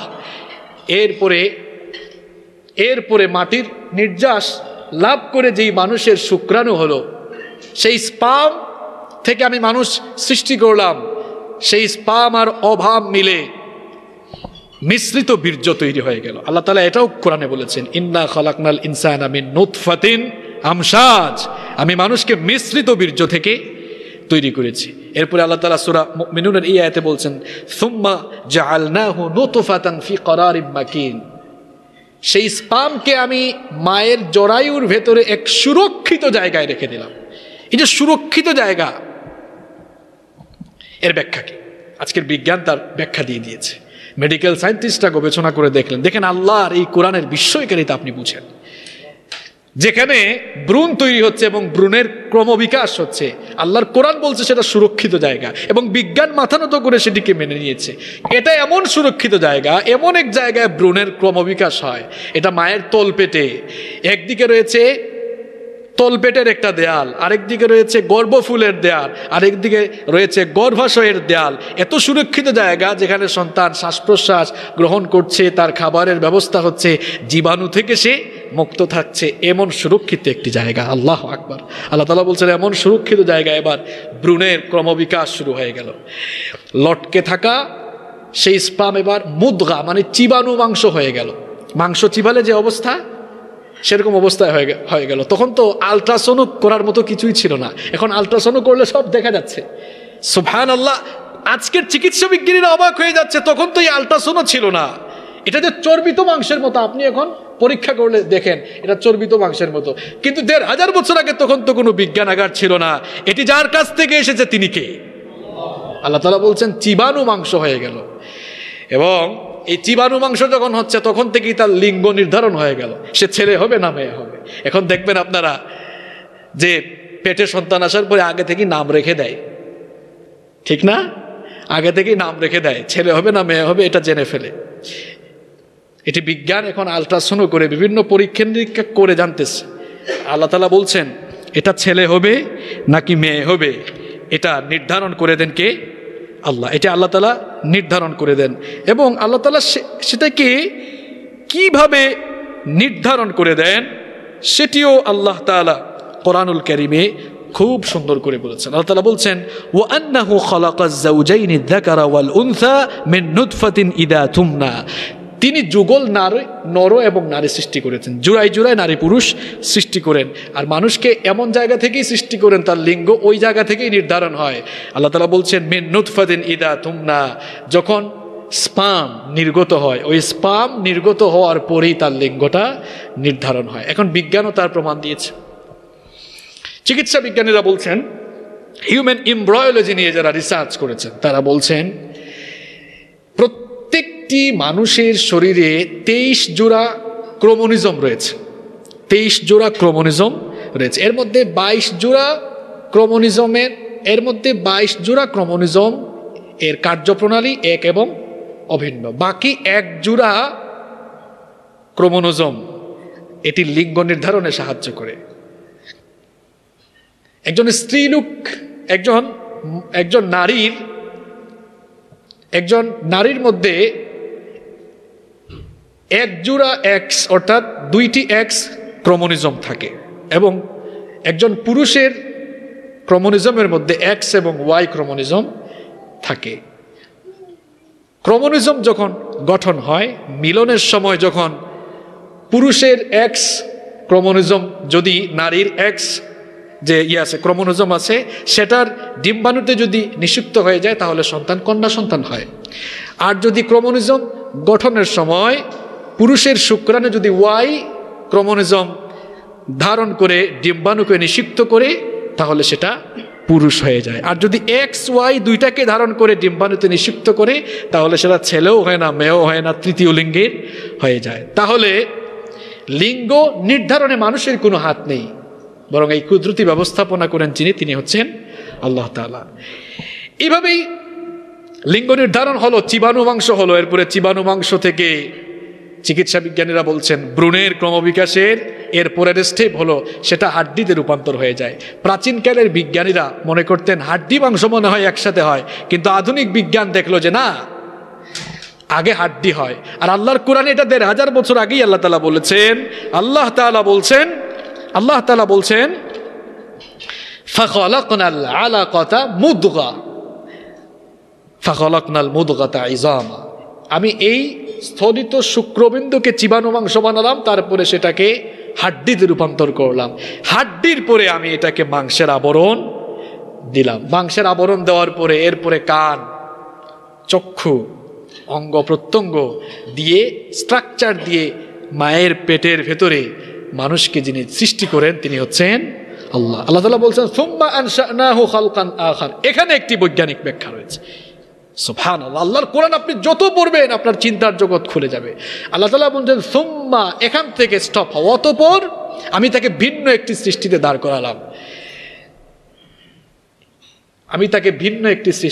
করালাম। পৃথিবীতে মানুষ ছাড়া যত প্রাণী রয়েছে সবার কিন্তু এই ভ্রূণের ক্রমবিকাশটা এই ইজামা পর্যন্ত এক,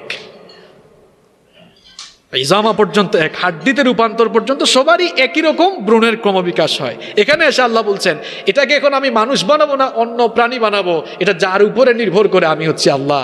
আমি সুম্মা আনশানাহু খালকান আখার, আমি তাকে ভিন্ন আকৃতি দাঁড় করে দিই। ফাতাবারাকাল্লাহু আহসানুল খালিকিন, সেই বরকতময় সত্তা যিনি তোমাকে সুন্দর করে বানিয়েছেন, সৃষ্টি করেছেন, তুমি কি তার ব্যাপারে চিন্তা করো না?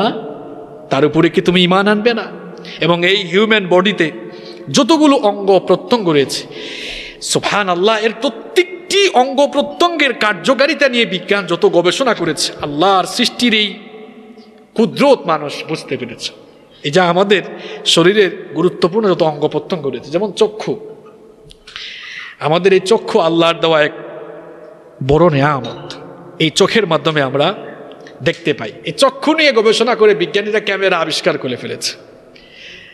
এই চোখের মধ্যে লেন্স আছে, যার মাধ্যমে আমরা দেখতে পাই। আর চক্ষুটাকে কি সুন্দর করে আল্লাহ বানিয়েছেন, চোখের উপরে আল্লাহ তাআলা ব্রু দিয়েছেন। কারো কারো ব্রু দেখতে বাঁকা তরবারির মতো, যদিও মহিলারা এখন এই ব্রুকে কেটে ফেলে, আল্লাহর সৃষ্টিকে বিকৃত করে ফেলে, এটাকে কেটে ফেলে আবার এটার উপরে কালির মতো কি জানি দেয়, এটাকে কি বলে, কাজল মনে হয় না, কাজলও দিচ্ছে আবার। আপনি আল্লাহর এই সৃষ্টির বিকৃতি কেন ঘটাচ্ছেন? এদের উপরে আল্লাহ তাআলা নিজেই লানত দিয়েছেন। আল্লাহ তাআলা আমাদেরকে এর থেকে হেফাজত করেন।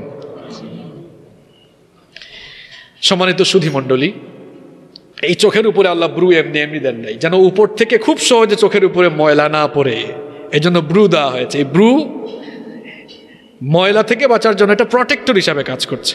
আবার চোখের উপরে এক ধরনের হাড্ডি আল্লাহ দিয়েছেন, যেন আপনি আছাড় খেয়ে পড়ে গেলে চোখের কোনো ক্ষতি না হয়। চক্ষুটাকে কপালের নিচে না দিয়ে গরুর মতো তো কপালের দুই দিকে আল্লাহ দিতে পারতেন। যদি কপালের দুই দিকে দেওয়া হতো তাহলে মানুষকে দেখতে খুব অসুন্দর লাগতো।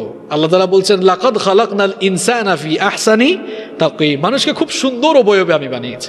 চোখে কাভার দিয়েছেন, চোখের কাভার হিসাবে চোখের পাপড়ি রয়েছে, বিভিন্ন ময়লা আবর্জনা এজন্য সহজেই ঢুকতে পারে না। আমরা যে পরিবেশে বাস করি, যে পরিমাণ ব্যাকটেরিয়ার জীবাণু আছে, প্রতিনিয়ত আমরা চোখের পলক ফেলছি, প্রতিনিয়ত আমাদের চোখের ভেতরে ময়লা ঢুকছে। এগুলো যদি পরিষ্কার করার কুদরতি ব্যবস্থা আল্লাহ না করতেন, মানুষ অন্ধ হয়ে যেত। চোখের ভেতরে জন্য আল্লাহ তাআলা অটোমেটিক একটা পানি তৈরি করে দিয়েছেন, যতই ময়লা ঢুকুক না কেন, চোখের পাপড়ি ফেলেন, চোখের পাতা ফেলেন, ওই পানিগুলো দিয়ে সব ময়লা আবর্জনা আল্লাহ ধৌত করে পরিষ্কার করে চোখটাকে সুরক্ষিত করে রেখে দেন। আসলেই কি আমরা চোখে দেখি? আমি আপনাদেরকে প্রশ্ন করছি, বলেন তো, আসলেই কি আমরা চোখে দেখি নাকি আমাদের ব্রেন দিয়ে তা অনুধাবন করি? কি মনে হয় আপনাদের?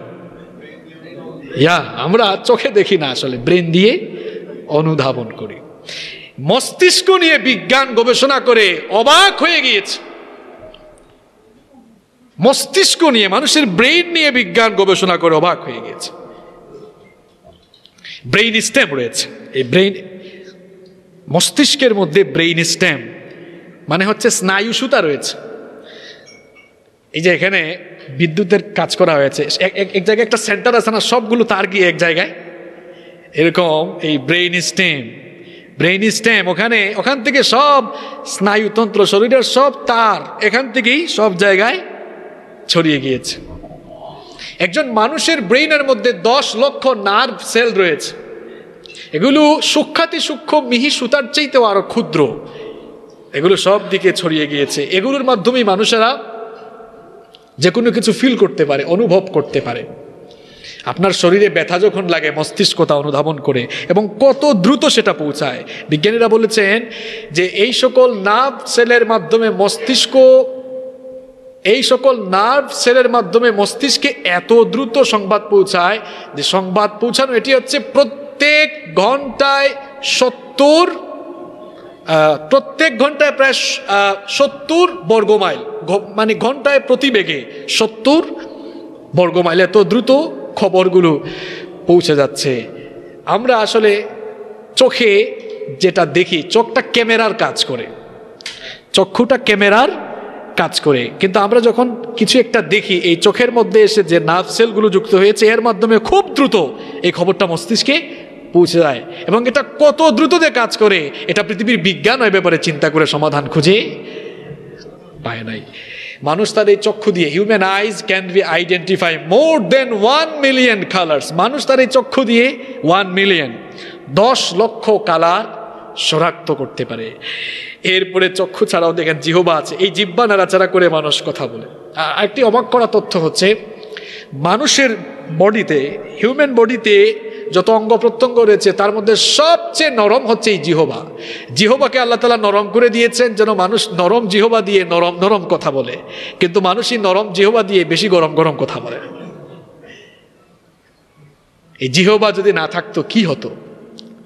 কথা বলতে পারতেন না আপনি কোনো খাবারে। এই যে এতক্ষণ আপনারা নাস্তা করলেন, আমি কিন্তু করি নাই, আমি খালি দেখছি। এই যে আপনারা এতক্ষণ নাস্তা করলেন, নাস্তারও স্বাদ নিলেন, আপনার জিহ্বা এর স্বাদ অনুভব করলো। হয়তো এখানে আসার আগে বাসায় অন্য কিছু খেয়ে এসেছেন, ওইটার টেস্ট একরকম, এখনকার টেস্ট আমি জানি না। এরপরে ডিনারের ব্যবস্থা আছে কিনা, যদি থাকে তাইলে এর স্বাদ হবে ভিন্ন রকম। এই যে এখন মধুমাস, আমের টেস্ট একরকম, জামের টেস্ট একরকম, কাঁঠালের একরকম, লিচুর একরকম, জিহবা মাত্র একটা। সুবহানাল্লাহ। মাছের টেস্ট একরকম, মাংসের টেস্ট আরেক রকম, কিন্তু জিহবা হচ্ছে একটা। একটা জিহবা দিয়ে টক, ঝাল, মিষ্টি, তিতা, নুনা কত খাবারের টেস্ট আপনি নেন। বিজ্ঞান বলছে মানুষ তার একটা জিহবা দিয়ে 3000 রকমের স্বাদ নিতে পারে। আল্লাহ তাআলা বলছেন আলাম নাজআল লাহু আইনাইন ওয়া লিসানান ওয়া শাফাতাইন, আমি কি তোমাকে দুইটা চক্ষু দেই নাই, তোমাকে কি জিহবা দেই নাই? এত চমৎকার কুদরতি ব্যবস্থাপনা এগুলো যিনি দিয়েছেন তাকে কি চিনো না? তার উপরে কি ঈমান আনবে না? কান, এই কান না থাকলে আপনি শুনতে পারতেন না। এবং এই কান যে আল্লাহ কত সুন্দর সৃষ্টি করলেন, সুবহানাল্লাহ। আমি একটা সময় ভাবতাম এই কানটাকে আবার শামুকের মতো করা হয়েছে কেন? এটা তো ডিরেক্ট একটা ছিদ্র হয়ে গেলেই হয়তো, এরকম শামুকের মতো কেন?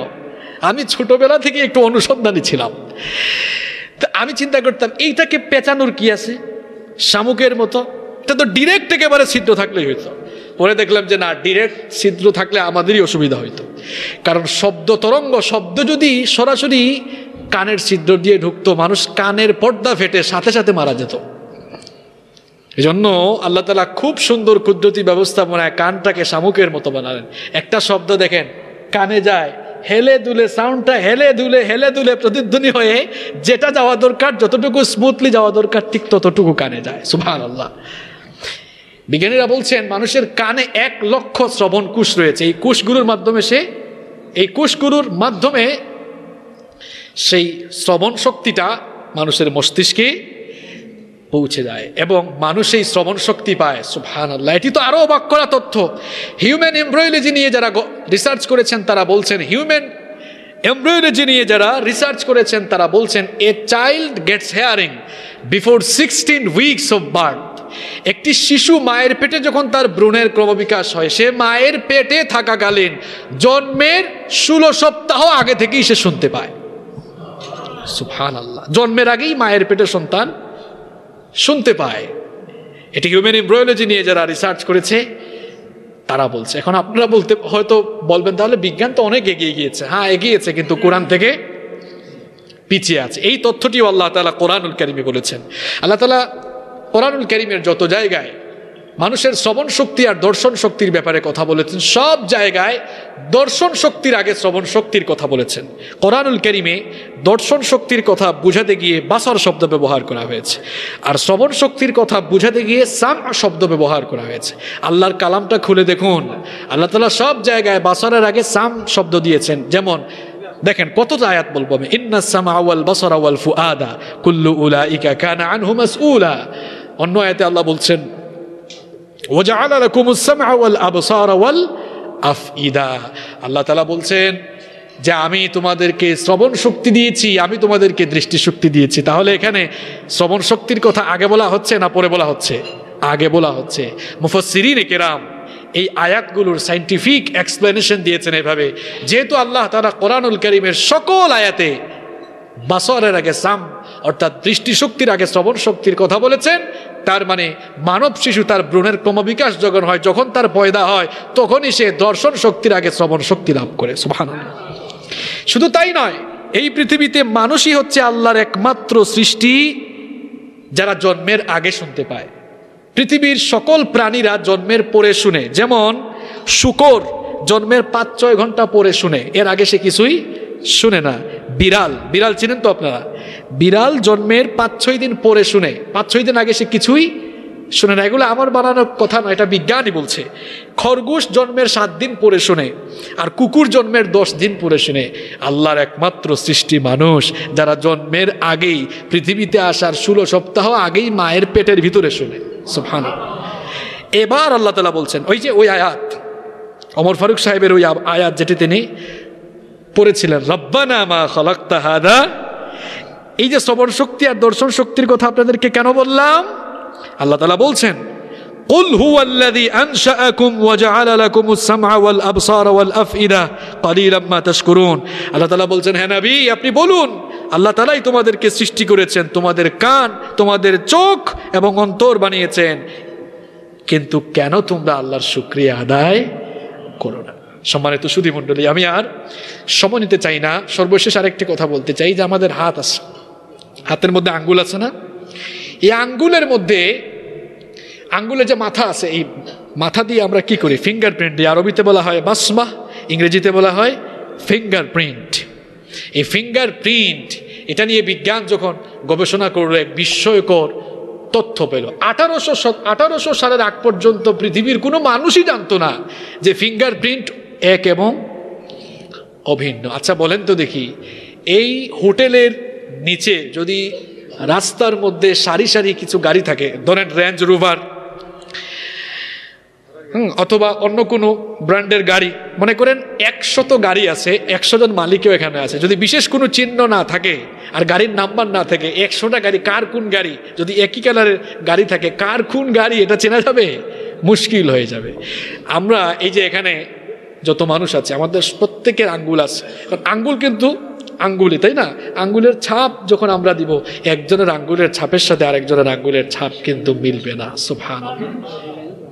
হাতে আঙ্গুল আছে 10টা, কোনো আঙ্গুলের ছাপের সাথে কোনো আঙ্গুলের ছাপের কোনো মিল নাই। পৃথিবীতে 800 কোটি মানুষ বাস করে, একজনের আঙ্গুলের ছাপের সাথে আরেকজনের আঙ্গুলের ছাপের কোনো মিল নাই। বিজ্ঞান 1800 শতাব্দীতে জেনেছে। সর্বপ্রথম ইংল্যান্ডে ফিঙ্গারপ্রিন্টের এই প্রয়োগ শুরু হয়। অপরাধী শনাক্তকরণে এই ফিঙ্গারপ্রিন্টের প্রয়োগ পৃথিবীতে সর্বপ্রথম ইংল্যান্ডে শুরু হয়। এরপরে পৃথিবীতে সব জায়গায় সর্বত্র এটা ছড়িয়ে যেতে থাকে। এখন এই ফিঙ্গারপ্রিন্ট পাসপোর্টেও লাগে, ভোট দিতে গেলেও লাগে, ইমিগ্রেশনেও লাগে, জমি জমার দলিল করতে লাগে, এখন প্রায় সব জায়গায় এই ফিঙ্গারপ্রিন্ট লাগে। সম্মানিত সুধী মণ্ডলী, আল্লাহ তাআলা কোরআনুল কারীমে 75 নম্বর সূরা কিয়ামায় বলছেন, শুরুতেই বলছেন আয়াহসাবু আল্লান নাজমা ইযামা, 3 নম্বর আয়াত থেকে বলছেন, মানুষ কি চিন্তা করে না মরে যাওয়ার পর তার অস্থিপিঞ্জর যখন আলাদা হয়ে যাবে, তারা বলে কে তাদেরকে জিন্দা করবে? সূরা ইয়াসিনে বলা হচ্ছে মান ইউহয়িল ইযামা ওয়া হিয়া রামীম।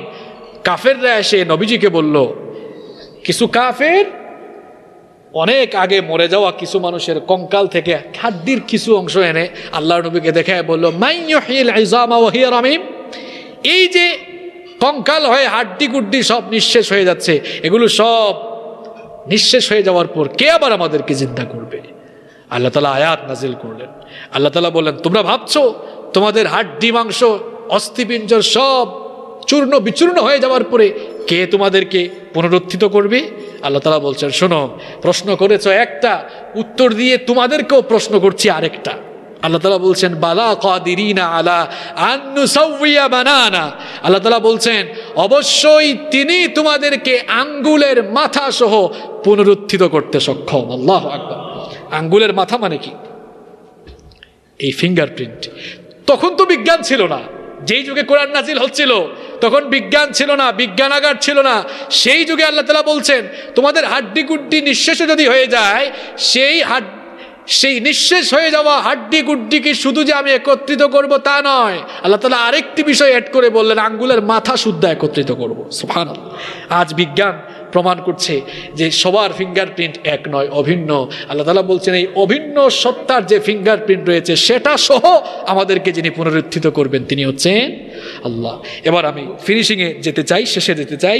সম্মানিত সুধী মণ্ডলী, এই যে বিজ্ঞানের এই যুগে মানুষ যত গবেষণা করছে, বিজ্ঞান যত গবেষণা করছে, কোরআনের বিস্ময়কারিতা ততই মানুষের সামনে প্রকাশ পাচ্ছে এবং আল্লাহর কোরআন বোঝাটা মানুষের জন্য আরো তত সহজ হয়ে যাচ্ছে। বিজ্ঞান যত উন্নত সমৃদ্ধ হচ্ছে, তত বেশি চিন্তাশীল মানুষেরা হেদায়েতের আলোয় উদ্ভাসিত হয়ে ঈমান গ্রহণ করে কোরআনের সুশীতল ছায়াতলে এসে তারা আশ্রয় গ্রহণ করছে।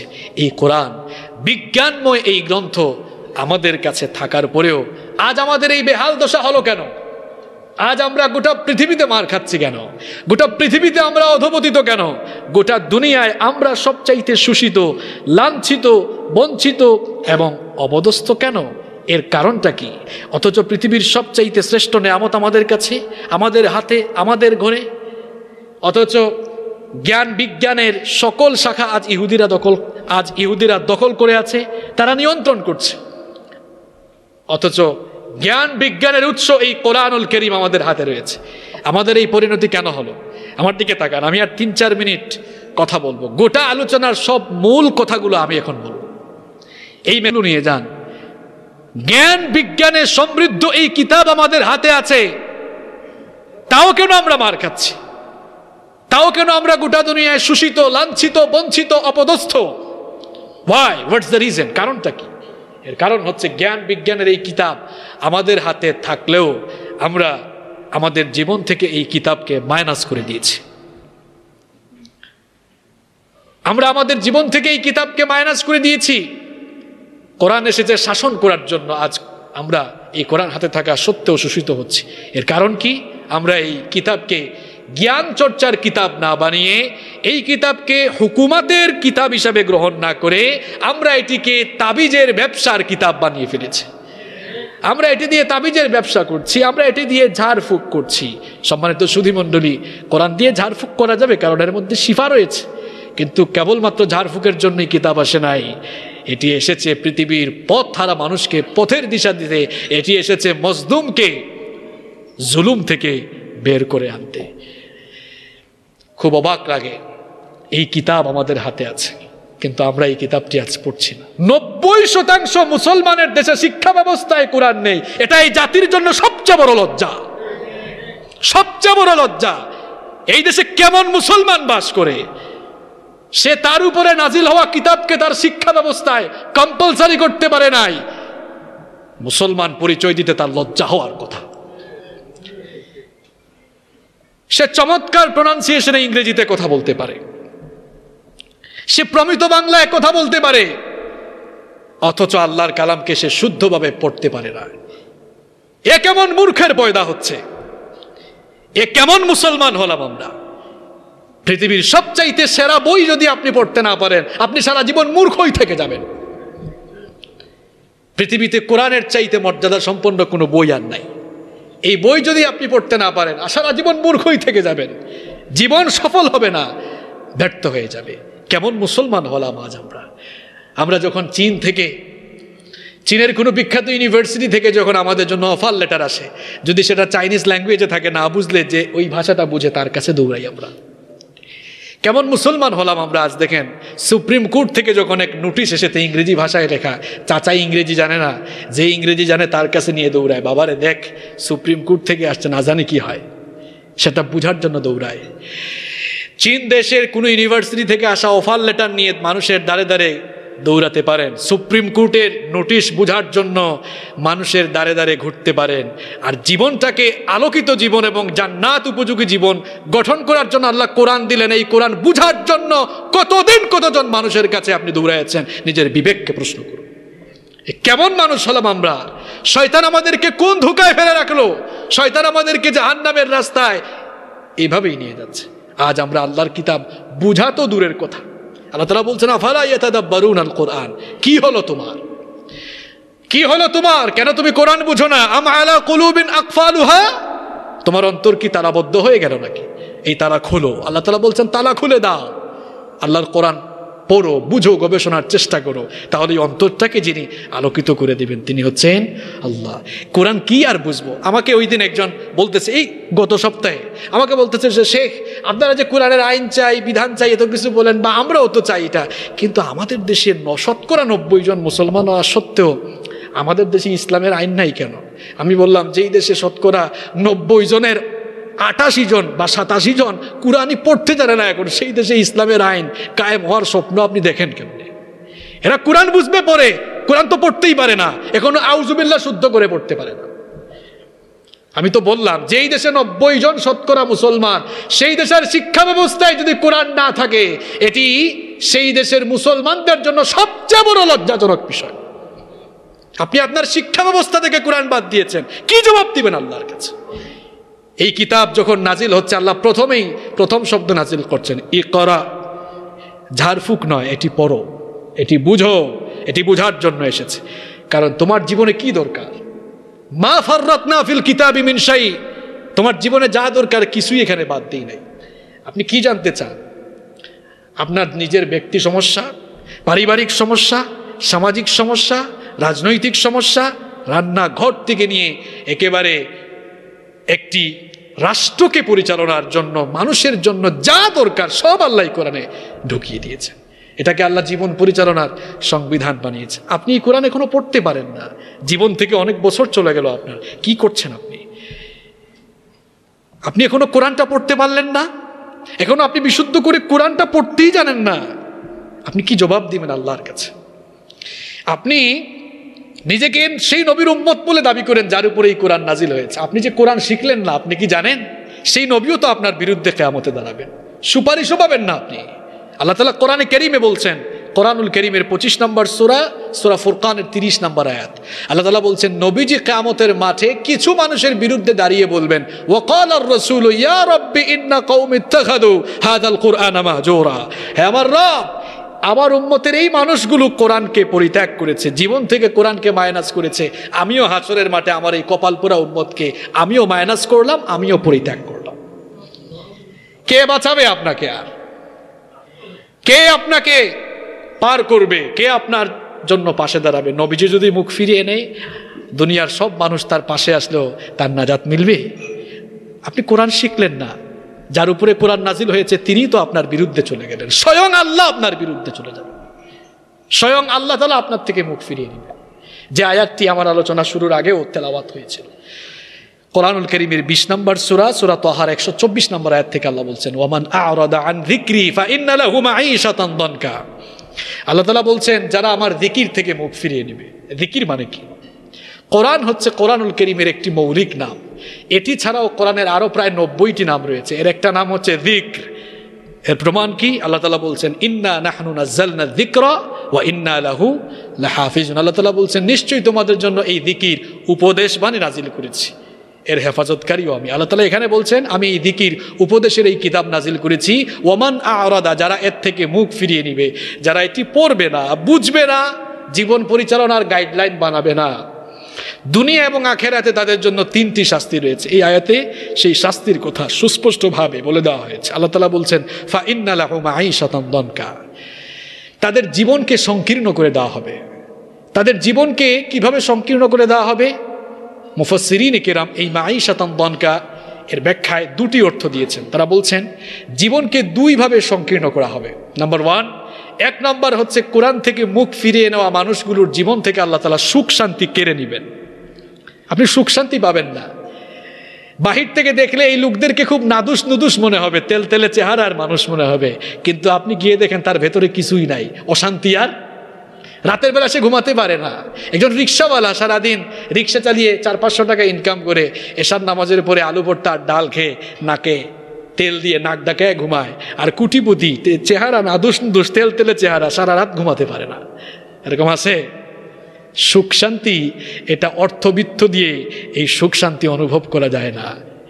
ইট কামস ফ্রম অলমাইটি আল্লাহ, এটি আল্লাহর তরফ থেকে আসে। আল্লাহ তাআলা বলছেন আল্লাহর কোরআনের বাস্তবিকতা কেমন দেখেন। আমি এরকম বহু মানুষকে আমার নিজের চোখে দেখেছি যারা কোরআন জানে না, কোরআন থেকে মুখ ফিরে নিয়েছে, অর্থবিত্ত আছে, আমি দেখেছি তাদের জীবনে সুখ নাই, দাম্পত্য জীবনে সমস্যা, পারিবারিক সমস্যা, বিভিন্ন সমস্যা এসে আছে। এটা কেন? আল্লাহর কোরআনের এই আয়াতের সাথে মিলান। আল্লাহ বলছেন তার জীবনের সব সুখ আমি কেড়ে নিব। আপনি টাকা দিয়ে সুখ পাবেন না, আপনি ক্ষমতা দিয়ে সুখ পাবেন না, আপনার মনের ভেতরে অশান্তির আগুন জ্বলবে। এই আগুন জ্বলছে কেন?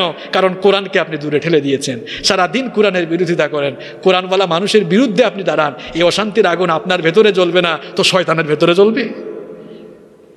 1 নম্বর শাস্তি, অশান্তির আগুন জ্বালিয়ে দিব, সুখ শান্তি কেড়ে নিব।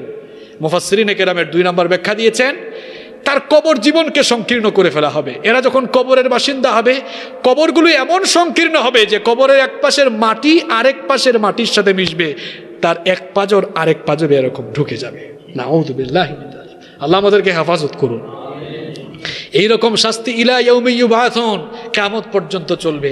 আর এই মানুষগুলোর জন্য 3 নম্বর ভয়ঙ্কর শাস্তি হলো, আল্লাহ তাআলা বলছেন ওয়া নাহশুরুহু ইয়াউমাল কিয়ামাতি আ'মা, আমি কিয়ামতের দিন যখন সব মানুষকে হাসরের মাঠে উঠাবো, আমি এই কোরআন থেকে মুখ ফিরানো লোকদেরকে অন্ধ অবস্থায় হাসরের মাঠে উঠাবো। এরা তখন আল্লাহর কাছে বলবে, আল্লাহর কাছে অভিযোগ করবে, তারা বলবে ক্বালা রব্বি লিমা হাশারতানি আ'মা, প্রশ্ন করবে আল্লাহ কেন আমাদেরকে অন্ধ করে তুললেন? ওয়াকাদ কুনতু বাসীরা, আমরা তো দুনিয়ায় চক্ষুষ্মান ছিলাম, দুনিয়ায় আমরা চোখে দেখতাম, আজ হাসরের মাঠে আপনি আমাদেরকে অন্ধ করেছেন কেন? আল্লাহ তাআলা জবাব দিবেন, কাযালিকা আতাতকা আয়াতুনা। বান্দারে মনে করে দেখো তো, তুমি যখন দুনিয়াতে ছিলে, আতাতকা আয়াতুনা, তোমার কাছে কি আমার কিতাবের আয়াতগুলো ছিল না? তোমার ঘরে কি আমার কিতাব ছিল না? তোমার কাছে কি আমার কোরআন ছিল না? বান্দা বলবে হ্যাঁ ছিল।